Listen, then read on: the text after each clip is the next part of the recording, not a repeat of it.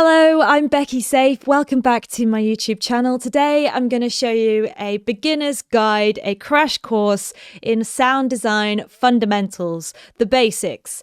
Now, my Serum sound design course, which shows you how to design things like drums, basses, pads, and leads, is linked below. But what I realized when doing this course, that I actually didn't do any of the fundamentals, the basic knowledge that you need to know in order to start your sound design journey and build on top and create these sounds. So I'm going to do that today in this video. If you're brand new to sound design, sit back, grab a drink. I'm going to be explaining a lot of terminology. And the first thing that I want to show you is the oscillator. It produces a periodic oscillating electronic signal, which then is generated into sound. And generally, the basic shapes that we use in music production would be a sine wave, a triangle wave, a square wave, and a saw wave. So this one right now in oscillator A is your sine wave. So what's happening here is this line in the middle, this is your zero crossing. This is where we have zero volume.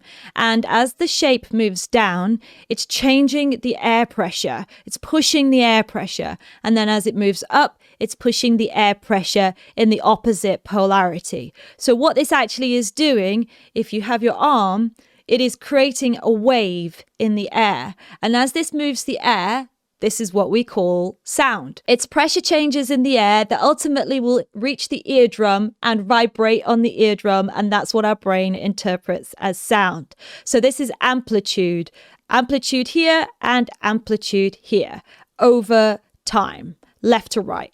And in this window, we have one oscillation. So that's one cycle. But what happens when we hold down on a key on a keyboard is that this will repeat over and over and over again. So I'm going to hold down on the keyboard. And you can see here in span, so this is a spectral analyzer. We can see that that is creating a pure fundamental frequency, just one bump. And that is what we call the fundamental, the lowest partial frequency of your sound. It is the only frequency in this window. And you can see here in the oscilloscope, so this is showing you the oscillations over time. You can see where this one oscillation is now turning into multiple. So we have multiple oscillations. And that is determining your frequency. So the more oscillations that happen in a period of time, the higher the frequency. And frequency is measured in hertz. So the closer together these oscillations are, the higher the frequency. So what I'm going to do using this sine wave, I'm going to show you a low note on the keyboard, and then I'm going to move up, and then I'm going to move up to the top. And you'll see in the oscilloscope that those waves increase in number and they get closer and closer together. So you see there, it's literally just two oscillations. Now we have more, and it's moving up in frequency on span as well.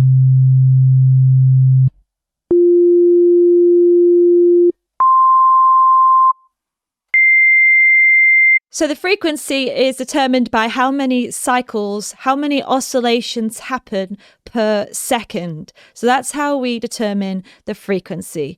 Now, a sine wave is used quite commonly for low frequency sounds like a kick drum and a sub bass. And the reason being is because it's a pure sound. So as we did before when I played on the low notes, you can hear down here in this area, and this pure wave, we have a lovely sub frequency. So sine waves are great for sub content. Now, if we move up on the wavetable position, so if you are using Serum, to get to your basic shapes, go to analog and go to basic shapes. And then to get the different shapes, you just move through the wavetable position. So the next wave is a saw wave. So I'm going to hold down on the key and we'll see what changes in the spectral analyzer. So you can see there that we have the fundamental frequency, which is the lowest frequency of the sound. And then we have lots of other bumps and little jagged bumps further up in the frequency spectrum. And what that actually is harmonics. And harmonics, together with the fundamental frequency, which designates your pitch. So fundamentals tell you what the pitch of the sound is. The harmonics will give you the timbre, the character of the sound. So then you can tell that the difference between this wave and this wave is because we have these harmonics here. This gives you the character of the oscillator. And this is true for any instrument. So a brass instrument will have lots of harmonics, and how they are positioned on the frequency spectrum will dictate what instrument that is. And therefore you will recognize it as this is a brass or this is a violin, for example. And you can see down on the oscilloscope that this is the shape of the oscillations. So one oscillation in this window. This is the number of oscillations repeating over time, which tell you which pitch we are at. Let's move to the next one. This is a triangle wave. We know that because a triangle at the top and a triangle at the bottom. And you can see in the oscilloscope that we have perfect pure triangles, and in the spectral analyzer the harmonics are a little bit more tailored off as we reach the upper frequencies. So a triangle could be really nice if you want to layer it on top of a sine wave, which I'll come to in a second. So the next shape is a square wave. And you can see straight across all the harmonics reaching the same amplitude. It's just a straight square wave, all the way up to the top frequencies. And those are your main basic shapes that you will find in most oscillators because they are the purest shapes, the purest waveforms. So remember I said about adding a triangle to a sine wave? Well, this is known as additive synthesis. So when you have one oscillator and you just play it in its purest form, that is just synthesis. When you do additive synthesis, you are adding more sounds or more oscillators to that sound. So we can turn on oscillator B. Let's take first oscillator A to a sine wave, and we're going to move oscillator B to a triangle wave. Now if we press down on the key, you can see here that our sine has been blended with our triangle wave.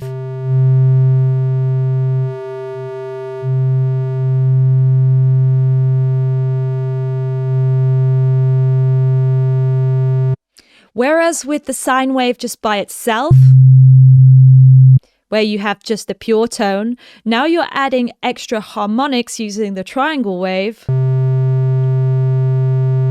You're giving that sine wave extra character, which then could be used to design a bass, for example. So as we had that pure sine wave in the low frequency, in the sub bass, we could add extra harmonics on top to pull that sound into the more mid-range frequencies of the frequency spectrum using the triangle wave. And the next thing I want to introduce you to is ADSR, which is an abbreviation, shorthand for attack, decay, sustain and release. And this is an amplitude envelope. So you'll find these in most VSTs that have oscillators because they are there to shape your sound. So you come to the envelope section, which in Serum is down here. And if you look along the bottom, you have attack, decay, well, you have hold as well, but you have attack, decay, sustain, and release. We're going to focus on those four. So the attack is how long it takes to get from 0 decibels up to 100% amplitude. So if you have a really fast attack, which is when the dial is turned all the way to the left, it's going to go straight up this line here, super quick in 0 milliseconds, an instant attack. If you have it slower, you can move the control to the right, and you'll see that now you have a slow attack that is going to take 1.35 seconds for it to get from 0 decibels up to 100% amplitude. So it's almost like it's fading in the sound. The decay is how long it takes to get from 100% amplitude down to the sustain level. So this is your decay here. If we zoom out, you can move that along. The sustain at the moment is on 0 dB, so it's on its maximum. If we bring that down here, you can see that there's this falling line now. This is your decay that reaches the sustain point, which is here. So you can change your decay, and that's the time it takes to get from 100% down to the sustain.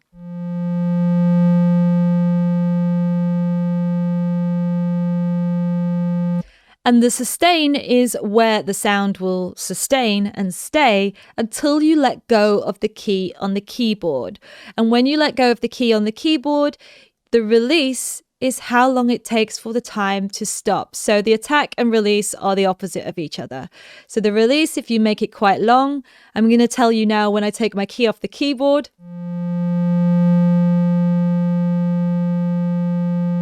Off. And you can see there that the release takes some time to get from the sustain level down to 0 again. So that's your envelopes, and they are shaping your sound using amplitude. And the next thing I want to show you is the LFOs. So the LFO section in Serum is here, and they are low frequency oscillators. Not to be confused with the oscillators above, as they oscillate at a low frequency, generally below 20 Hertz. You can't hear them, but they can be used to shape your sound and create a rhythmic pulse sweep. You can add them to different parameters, and that is known as modulation. So you use the LFOs to modulate different parameters of your VST. So if I turn on the filter, I can drag this LFO up to the cutoff of the filter. I'm just going to change it to a single direction so that I can drag the crosshair down. And now if I hold down on a keyboard,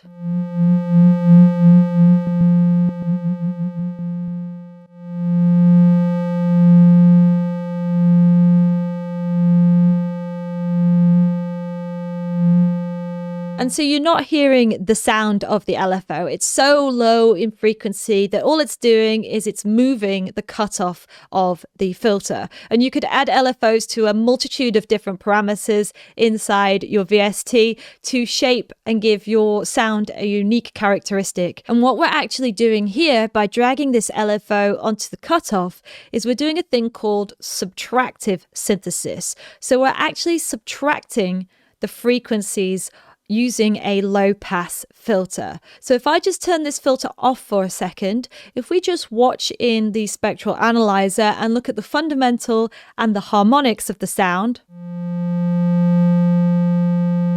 So you can see there we've got some nice harmonics moving up the frequency spectrum. But if we turn on the filter and we've got this LFO now on the cutoff of the filter, what happens is it takes away some of those frequencies. Well, what it's actually doing is it's subtracting and it's reintroducing, because we have an LFO modulating the cutoff.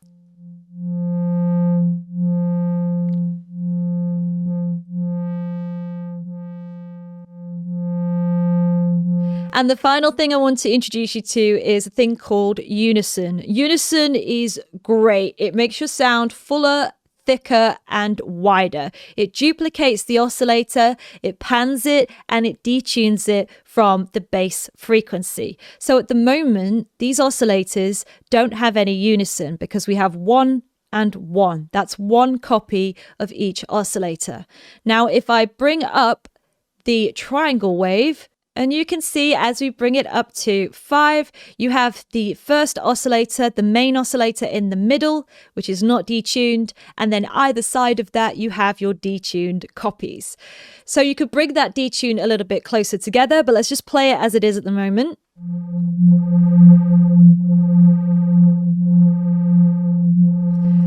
As opposed to this.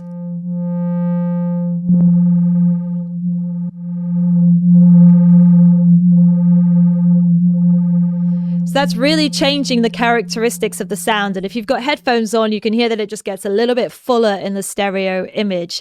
Now you can bring those detunes closer together or further apart. Generally, further apart sounds a bit not very good, basically. So just be careful if you're going to be detuning all the way over here. Not good. Not good. Unless you want to do some weird wonky sound, then go ahead. But I've never done that. I've never ever done that. So I would bring the detune just a little bit closer together.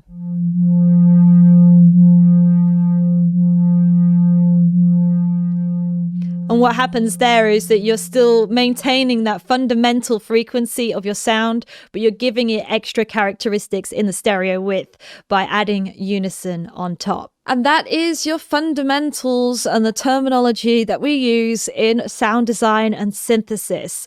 I hope you enjoyed this video. If you did, please like it, subscribe to the channel and comment because it always helps the algorithm.